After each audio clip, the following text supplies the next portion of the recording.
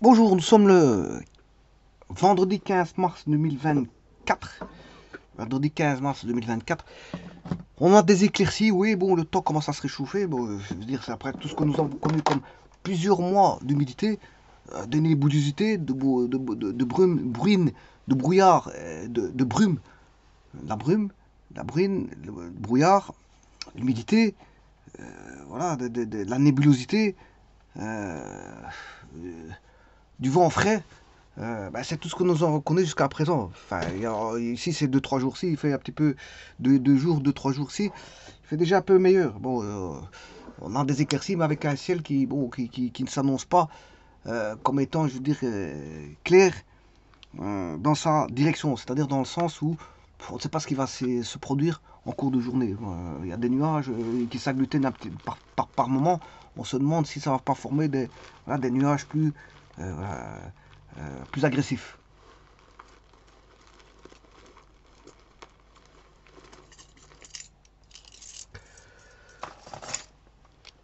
Alors, dans les nuages, il y a toutes sortes de nuages, hein.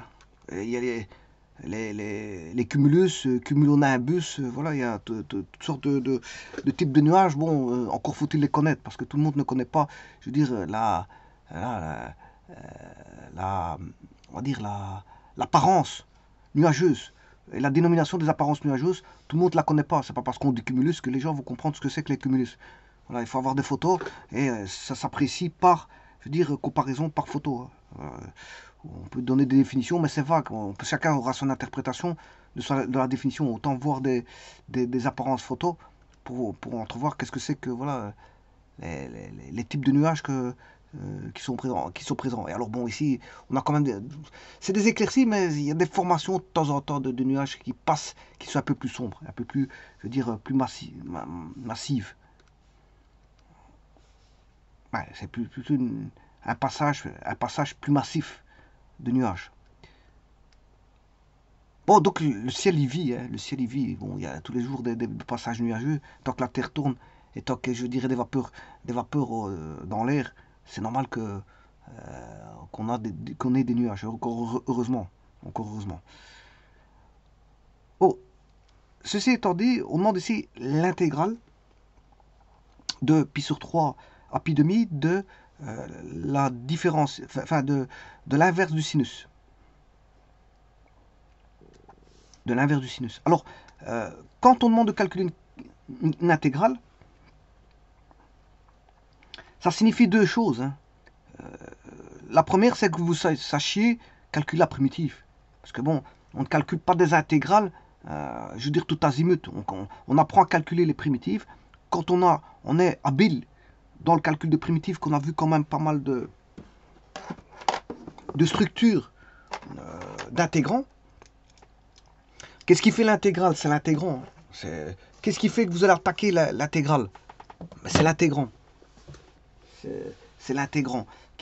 Vous observez l'intégrant, c'est lui qui va vous dicter la voie à suivre, mais bien sûr par l'entremise de méthodologie, parce que j'ai déjà vu plusieurs vidéos qui donnaient des méthodes.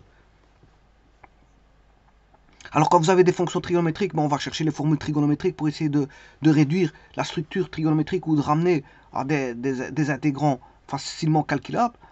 Maintenant, on peut retomber sur voilà, des polynômes. Si vous avez posé, on peut retomber sur des polynômes. Euh, bon, si vous avez une structure en polynomiale et non plus trigonométrique, il faut prendre en charge la structure polynomiale, comment elle est, comment elle se présente. Et c'est à partir de là qu'on peut la voir. Maintenant, si vous avez des fonctions irrationnelles, on peut attaquer de façon bien précise. Donc, au vu de l'intégrant, on a celui qui suit mes vidéos, il a une certaine voilà, méthodologie de pouvoir voir qu'est-ce qu'il faut utiliser plus ou moins comme méthode pour attaquer le calcul de primitif. Donc ce qui veut dire que le calcul intégral ici va se baser essentiellement sur l'intégrale.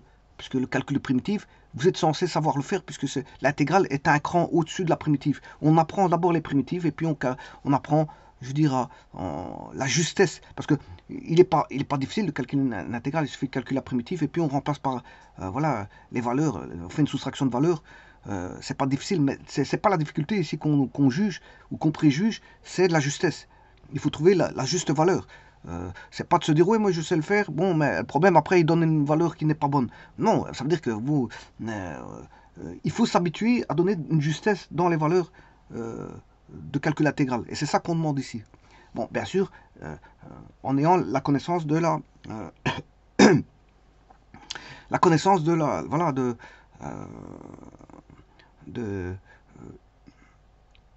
d'intégrants familiers. Alors, ce que j'appelle familier, ben, on a les fonctions, les racines carrées, les fonctions irrationnelles, les fonctions trigonométriques, les fonctions cyclométriques, les fonctions, bien sûr avec des mélanges. Hein. On peut avoir un arc tangente avec une racine carrée, un arc tangente avec une racine carrée, voire avec un x carré à côté. Voilà. Si vous en avez trois à ce moment-là, il faut poser et regarder si on ne sait pas faire par partie. Si vous avez une arc tangente avec x carré avec une racine carrée, il faut peut-être poser et faire par partie. Voilà. Donc, en voyant la structure de l'intégrant, ben, il faut adapter la méthodologie qui va avec. Par exemple, ici, qu'est-ce qu'on a? On a une fonction trigonométrique. Donc, si vous avez une fonction trigonométrique, eh ben, on va se cantonner vers le primitif de fonction trigonométrique tout en posant une variable qui va remettre à plat vers une structure polynomiale. Et c'est ce que je vais faire ici. Alors, je vais d'abord m'occuper du domaine. Alors, le domaine, on va d'abord voir le sinus. Je rappelle que le sinus est défini dans R. C'est une fonction, comment on appelle ça, trigonométrique, qui est, comment on appelle ça, avec une certaine amplitude, un maximum et un minimum. Ici, c'est plus 1, moins 1. On a une infinité de maximum et de minimum qui sont tous en plus 1, les maximums en plus 1 et les minimums en moins 1. Donc les extrémums sont 1 et moins 1. Extrémum, c'est maximum et minimum. Il y en a une infinité ici. Ça, c'est une chose, en différents x, il y a des différents x, mais en plus de ça, elle est, comment est-ce qu'on appelle ça, périodique de période de pi. Bon, mais ça, c'est la fonction sinus. C'est pas là. Maintenant, je vais chercher la fonction inverse de la fonction sinus. La voilà. Donc, vous voyez sa structure. Et là, vous voyez qu'il y a des asymptotes verticales en x égale 0, x égale 2pi,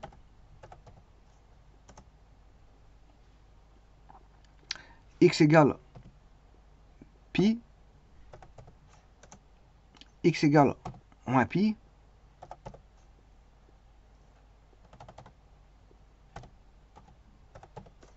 x égale moins 2pi. Voilà. Alors, comme c'est une fonction inverse, un 0 donnera une asymptote verticale. Un 0 pour le sinus donnera une asymptote verticale pour la fonction inverse. Je m'excuse. Alors, un maximum pour le sinus va donner un minimum pour la fonction inverse. C'est normal parce que le maximum, si vous inversez le maximum, il devient un minimum. Alors, vous avez sinus qui est maximum en, par exemple, on aura 1 pour pi demi.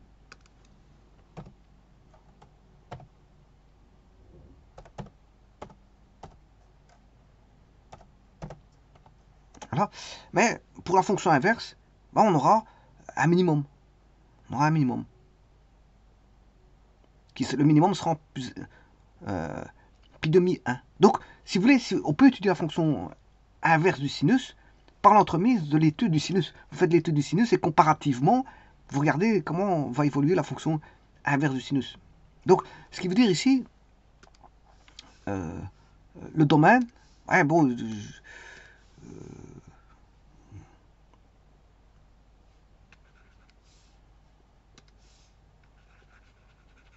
alors, le tout, c'est de savoir où le sinus s'annule. Le sinus doit être différent de 0.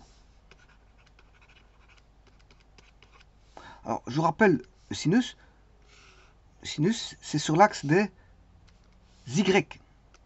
C'est la projection sur l'axe des Y d'un arc. Vous avez un arc. Alors, c'est un arc de cercle ici. Hein, parce qu'il existe aussi les arcs, différents types d'arcs, notamment les arcs hyperboliques. Et là, on va chercher les fonctions hyperboliques. Hein. Les fonctions hyperboliques, c'est Voilà. Mais ici, c'est un secteur circulaire, donc c'est pas un problème. Donc on est dans un cercle. Alors, ce que je voulais dire, ouais, on a la projection ici, voilà, par exemple, d'un angle θ. Et donc, quand est-ce que le sinus vaudra 1? Ben, je vous ai dit, c'est sur l'axe Y, une projection sur l'axe Y. Là, on a plus 1, parce que c'est un cercle de rayon 1. Voilà, moins 1. Là, on a 0. Eh bien, le 0, vous l'avez pour deux valeurs. Quand l'angle est à pi, ben, là, sa projection, elle vaut 0. Quand l'angle est en 0, sa projection est en 0. Donc, il y a deux endroits. Sur un tour, on peut le faire en deux. Ça se présente en deux endroits. C'est en x égale 0 et x égale pi. C'est-à-dire, si je veux l'écrire, donc c'est r, sauf 0 plus kpi. C'est-à-dire 0 plus kpi, c'est kpi. Alors quand je mets 0 plus kpi, ça veut dire que bah, sur un tour de cercle, bah, on a 0 et pi. C'est-à-dire on aura 0, le fameux 0, quand je marque 0 plus kpi, bah, là on a 0 pi. Voilà. Et si je fais k égale 1, ça c'est pour k égale 0, hein. Pour k égale 1, bah, on a une fois 0 plus 1 pi, ça fait pi. Et donc, et puis pour le prochain, c'est k égale 2. K égale 2, vous allez avoir 2 pi. Mais 2 pi, c'est 0 pi. Donc, en fait, sur un tour de cercle, il y en a deux qui vont s'annuler. C'est 0 pi et pi. Sur le premier tour, c'est 0. Et donc, on peut former, je veux dire, pour une infinité de tours, c'est 0 plus kpi. Et 0 plus kpi, c'est kpi. Bien sûr, vous le savez très bien, avec k appartenant à z. Voilà. Et donc, ça, c'est la condition d'existence, sinus de x différent de 0. Et maintenant, on peut passer au calcul de la primitive. J'ai parlé de l'intégrale de la primitive. Et là, ça demande un savoir-faire de calcul de primitive au travers de méthodes de calcul de primitive. Alors, si je prends voilà, la primitive ou l'intégrale indéfinie, c'est-à-dire sans borne,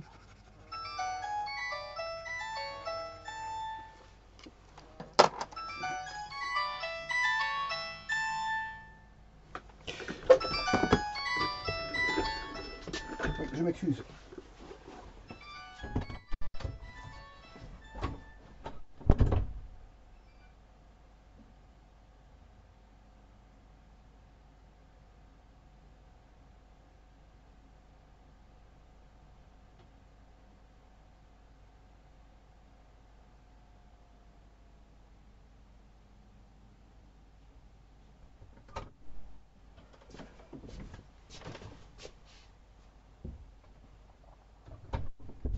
Enfin bref.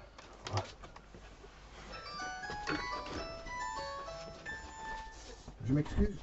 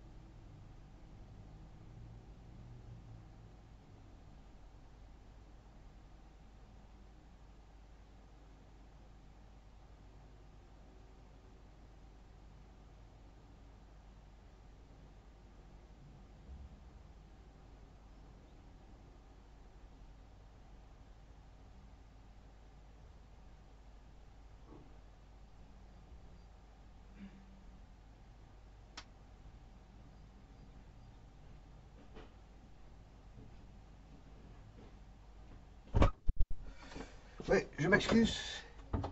Revoici. Euh,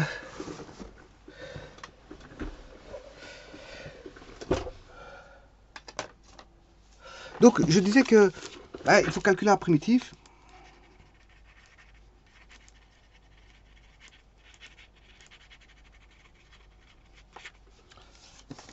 C'est-à-dire, on va enlever les bornes. L'intégration, c'est une intégrale indéfinie, sans les bornes.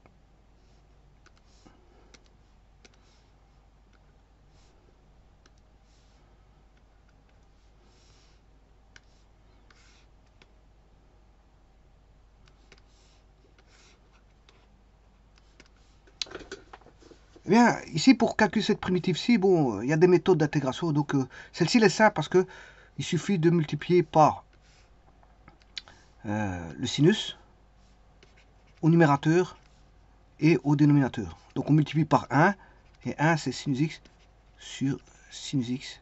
Voilà. Et ça, c'est une méthode qui permet d'avoir voilà, un DU, si vous voulez, quand on va poser.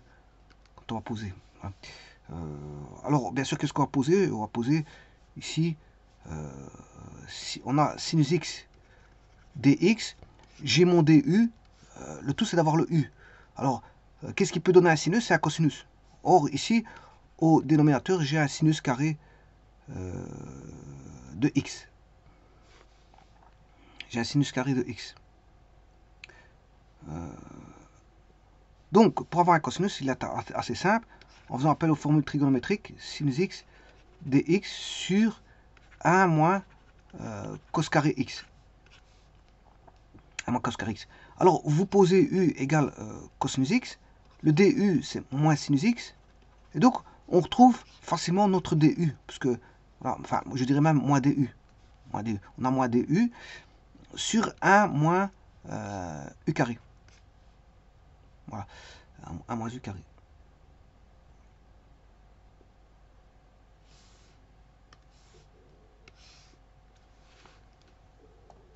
Alors, pour résoudre cette primitive, vous devez connaître les formules par cœur, c'est un logarithme népérien, je vous le dis tout de suite. Hein. Voilà, c'est un logarithme népérien. Alors, qu'est-ce que je vais faire?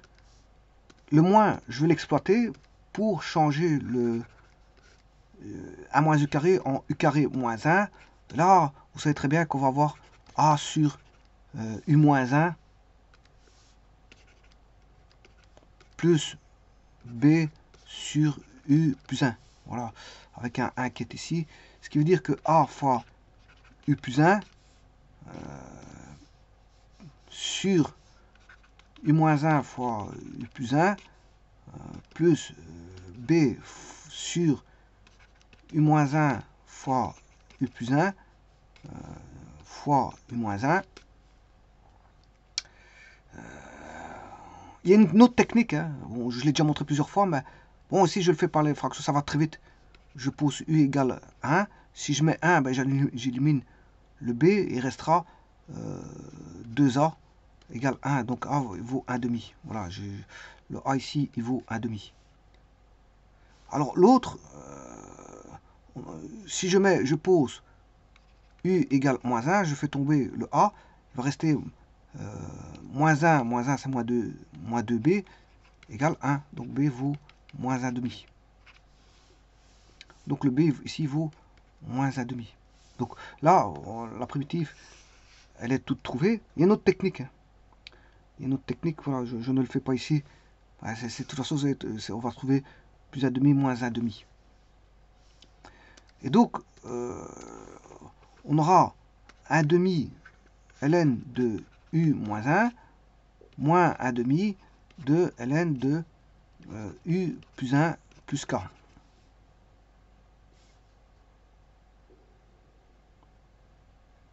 Alors, l'autre technique, c'est, je peux la faire, hein, bon, on va voir.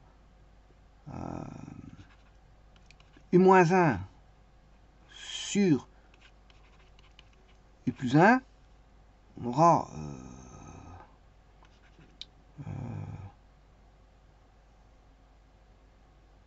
U plus 1 moins U moins 1, ce qui fait, on va voir ici, alors U moins U ça fait 0, plus 1 moins 1 c'est plus 2, donc ça fait 1 demi. 1 demi, donc on aura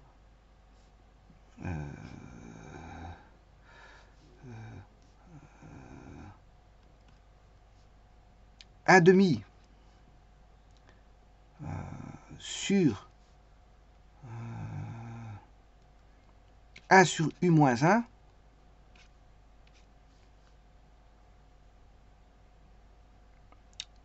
moins 1 sur U plus 1. Voilà. Et vous retrouvez la même chose. Hein. Parce que ça fera 1 demi pour celui-ci et moins 1 demi pour celui-là. Donc on aura, voilà, pour un U plus 1, ce sera un plus 1. Donc vous allez retrouver la même chose. Si vous n'êtes pas sûr de cette technique-là, vous faites par, comme je l'ai fait avec le IB, ça va très vite. Avec le passage à fraction régulière et une fraction à des fractions simples. Et donc on aura, si je mets 1 demi en évidence, 1 demi ln de U moins 1 sur U plus 1, sachant que le U, il vaut cosinus x.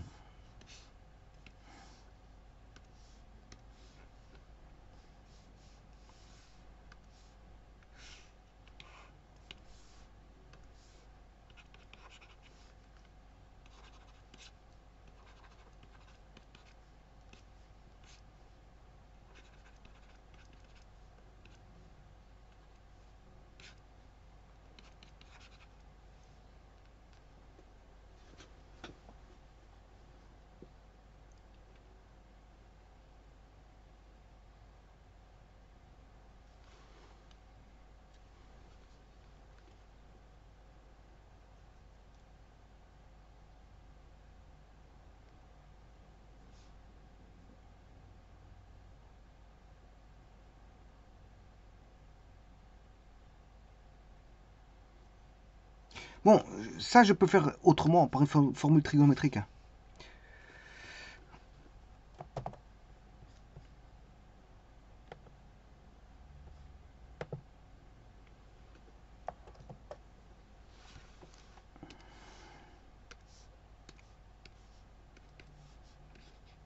Je peux laisser ça comme ça, mais bon, je sais bien qu'on peut l'avoir autrement, donc je vais le faire autrement.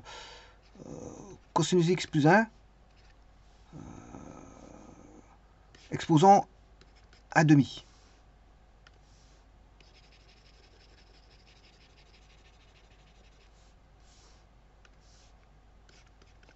Jusqu'à, c'est ln de cosinus x moins 1 sur cosinus x plus 1, racine carrée.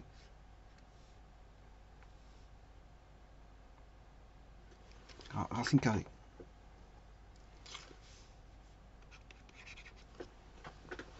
Alors là, je vais diviser par 2. Je vais diviser par 2, donc le cosinus de x moins 1, et vous allez voir qu'il y a une formule cachée là-dessus.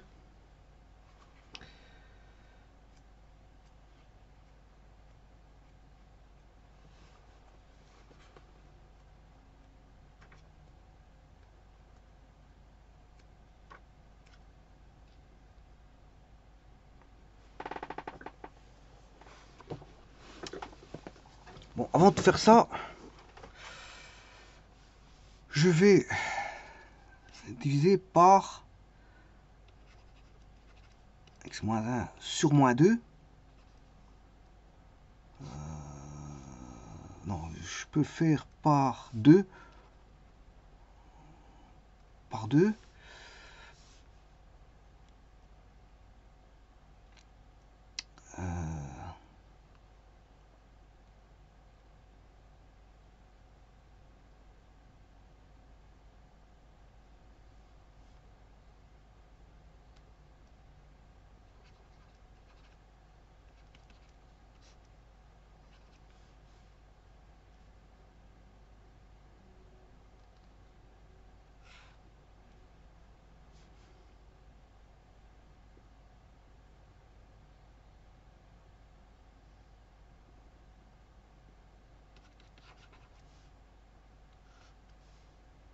Alors, ça va faire ln de moins sinus carré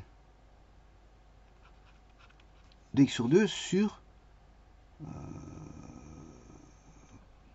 attention qu'ici, c'est...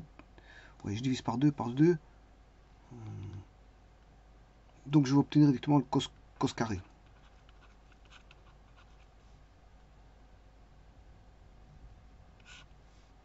Donc, vous aurez compris qu'on a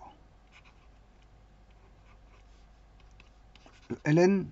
Alors, ici, peu importe le moins, j'ai mis une valeur absolue.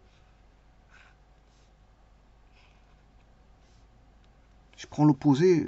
L'opposé d'une valeur et de sa valeur absolue sont égales. Donc, je peux mettre directement tangente carré et faire tomber le moins. Parce que je prends la valeur absolue, donc c'est pas un problème. C'est pas un problème. J'ai pris la valeur absolue.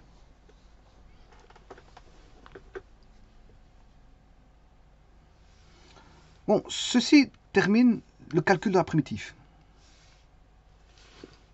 Bon, on peut former, on peut poser autrement. Hein. J'ai choisi ma voie à suivre. Je vais pas faire toutes les possibilités parce que on peut passer par d'innombrables possibilités, surtout en trigonométrie. Bon, on peut faire déroulement de formules, bon, et tourner autour de beaucoup de choses. Hein.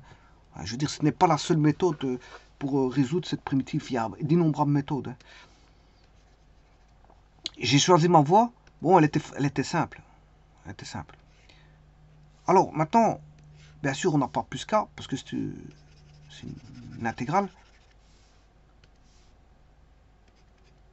Eh non, attention que je me suis trompé, je me suis trompé. Je me suis trompé parce qu'il y avait une racine carrée. J'ai enlevé tout d'un coup la racine carrée. Oui, bien sûr que j'ai enlevé la racine carrée, j'ai oublié de la mettre.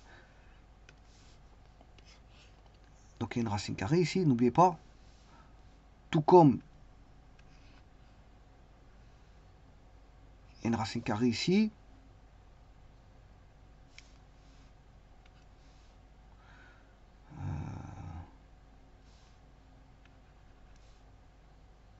Et là, c'est la racine carrée de tangente carré x sur 2.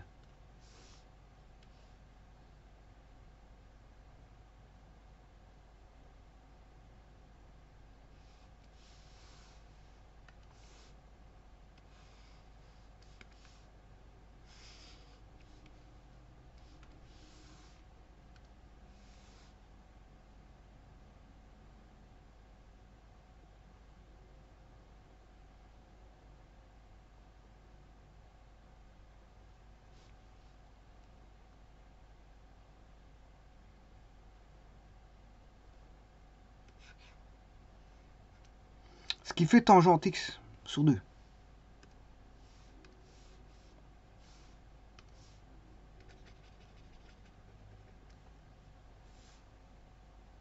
Donc je calcule entre pi demi et pi sur 3.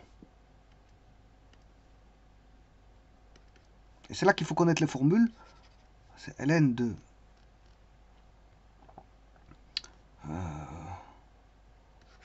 tangente de pi demi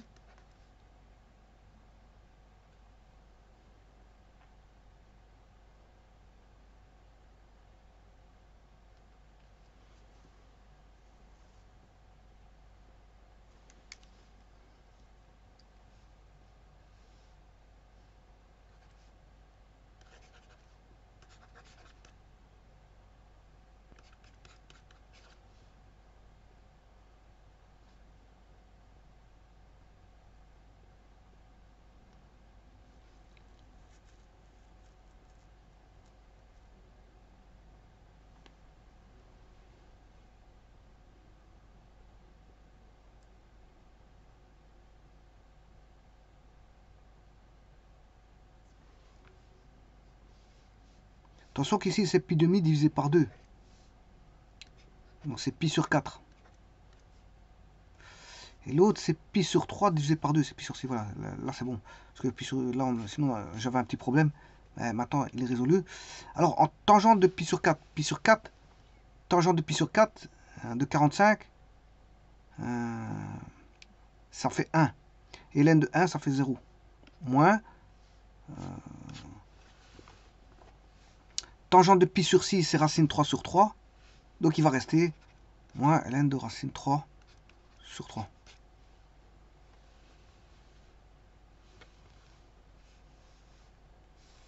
Et donc 0 moins ln de racine 3 sur 3, c'est moins ln de racine 3. Bon, on peut aller beaucoup plus loin. Je peux écrire aussi que c'est moins ln de racine 3 moins, ou plutôt un moins comme si, je vais recommencer.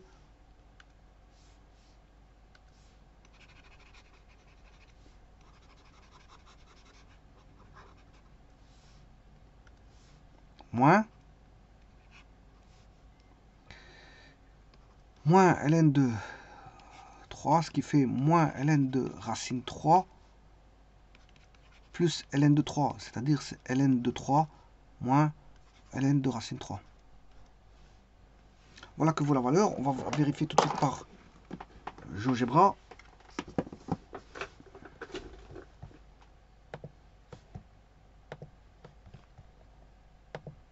Donc on va aller de... Je vais mettre voilà, des points pivots pour savoir où est-ce que je dois calculer la primitive de pi demi, de pi sur 3 pi demi. Donc je vais mettre le point pi sur 3, 0. C'est juste pour savoir, je dirais, c'est un jalon. On dirait un jalon. Pi sur 3 à pi demi.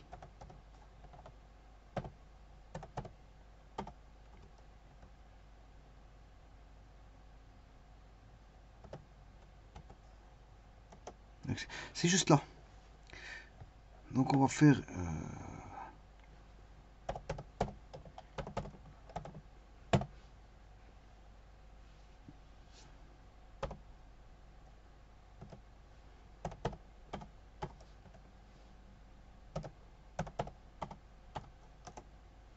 c'est bien ça.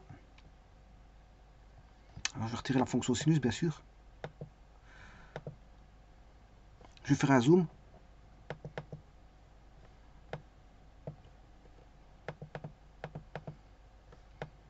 Donc il me donne moins 0,55. Moins 0,55. On va faire ln de 3. Moins ln de SQRT de 3. 0,55. Ouais, non, c'est parce que l'autre, c'est parce que j'ai mal défini mon intégrale. C'est pas de pi demi à pi sur 3, c'est de pi sur 3 à pi demi. Donc, bien sûr que je peux changer les bornes. C'est de pi sur 3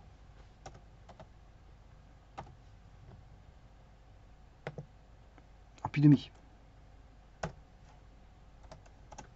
Voilà, 0,55. Ce qui fait ln de 3 moins ln de racine 3.